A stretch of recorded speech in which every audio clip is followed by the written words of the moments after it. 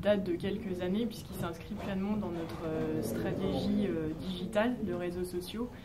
Et la première étape, c'était de bien définir, d'avoir une vision sur comment on souhaitait utiliser le digital chez Mazars. Mazars, c'est un outsider dans son secteur et on souhaitait développer une stratégie d'influence, de se distinguer sur le marché, et ceci avec des investissements maîtrisés. Or, l'employé advocacy, c'est un formidable levier en fait, pour profiter de ce levier, faire connaître la marque. C'est vraiment je dirais le Graal si vos salariés peuvent porter la marque et vous pouvez les aider à encourager tout ça.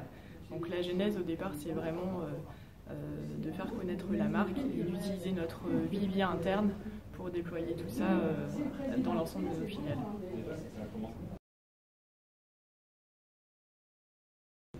Ce programme, effectivement, on pourrait le structurer en 3 étapes phares. La première, encore une fois, ça a été de bien définir au départ une stratégie des réseaux sociaux, la vision, comment on voulait l'utiliser, à quelle fin, et ensuite de la partager à l'ensemble de nos collaborateurs et nos relais que sont les communicants et les équipes RH.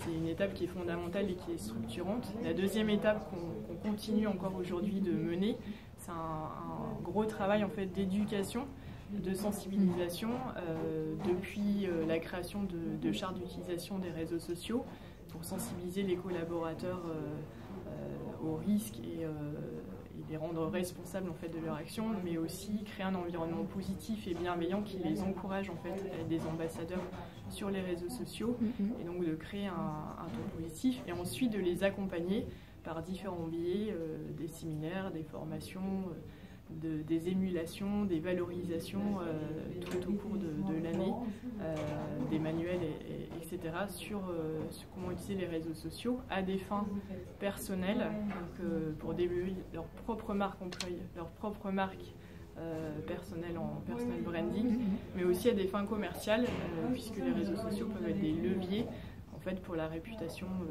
de l'individu et de l'entreprise. Ça, c'était la seconde étape. On continue de mener aujourd'hui. Et la troisième qu'on a attaquée il y a quelques mois, c'est une étape d'amplification. On va utiliser une plateforme d'employé advocacy qui va permettre d'automatiser, de gamifier, d'inciter un certain nombre de collaborateurs influents pour amplifier ce déploiement. Et les premiers résultats sont très encourageants. Il peut y avoir bien sûr des réticences. Je pense qu'il est clé, c'est d'instaurer encore une fois une culture qui va favoriser ce type d'action, et ça passe par plein de niveaux. Chez Mazars, déjà, on s'est affranchi, on va dire, de tout ce qui est employabilité, et on estime que c'est en ouvrant les compétences, en formant les personnes à ces compétences qu'on va aussi participer à leur attraction et leur rétention chez nous, et non pas en leur interdisant l'accès aux réseaux sociaux.